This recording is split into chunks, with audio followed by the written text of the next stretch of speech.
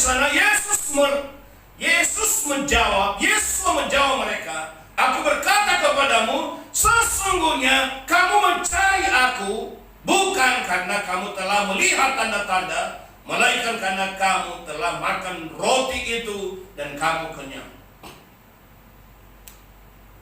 Di dalam kebutuhan jasmani ini, Yesus coba mengoreksi motivasi kita. Saudara, ini manusia, ya, orang-orang yang berdoa untuk dunia. Manusia-manusia dipanggil oleh Tuhan untuk berdoa untuk dunia ini. Yesus tahu motivasi kita mencari Dia. Ayat 25. Dia katakan apa? Kamu mencari aku karena ini alasan. Jadi ada orang mencari Yesus karena ada alasan. Sesungguhnya kita tidak perlu mencari alasan untuk mencari Yesus. Alasan mereka mencari Yesus apa, saudara? Yaitu telah makan roti. Berarti itu adalah berbicara tentang kebutuhan jasmani.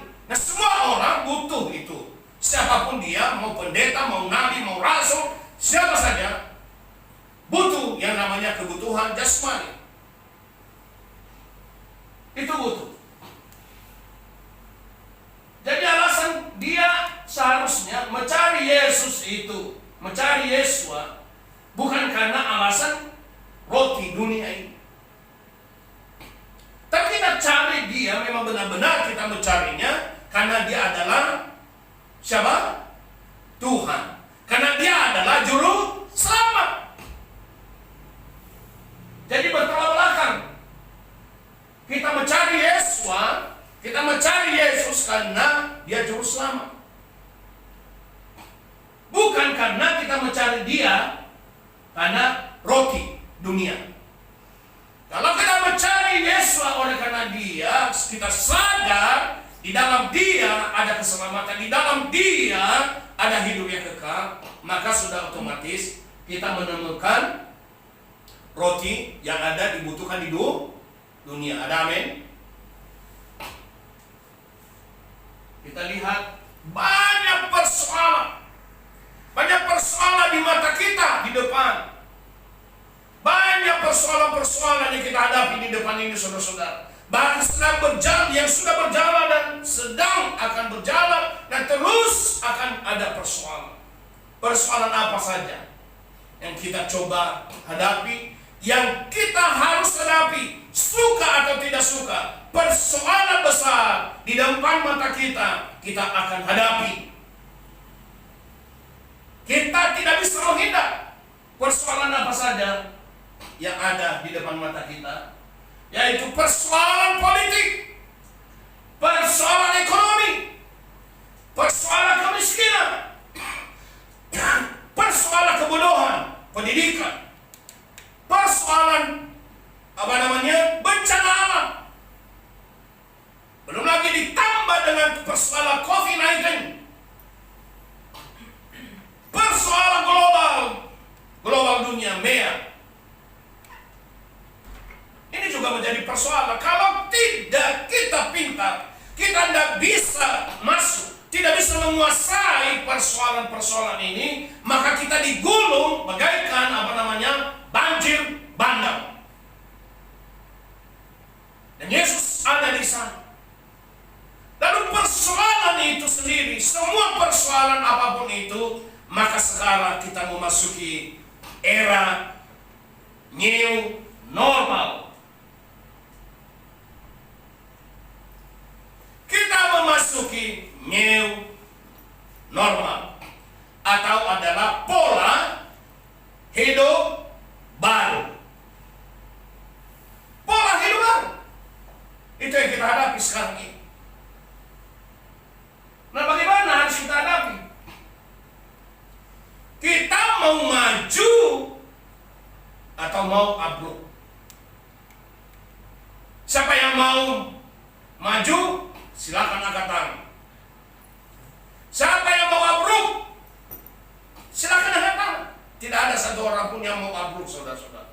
Maka oleh karena itu, supaya engkau maju, kita maju di dalam menghadapi new normal ini, yang di dalam new normal itu tidak lepas dari politik, tidak lepas dari ekonomi, tidak lepas dari pengangguran, tidak lepas dari kemiskinan, tidak lepas dari kebodohan, tidak lepas daripada bencana alam, tidak lepas daripada COVID-19, tidak lepas daripada MEA, tidak lepas daripada globalisasi. Maka oleh karena itu, new normal ini kita harus menjadi pemenang. Ada amin?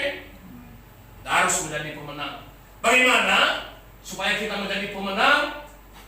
Tuhan Yesus berkata, bekerjalah bukan untuk makanan yang dapat binasa, tapi untuk makanan yang bertahan sampai kapan? Sampai kepada hidup yang kekal, saudara-saudara. Coba bayangkan itu, ya gitu ya. Permainan luar biasa dunia ini. Ini hikmat Tuhan.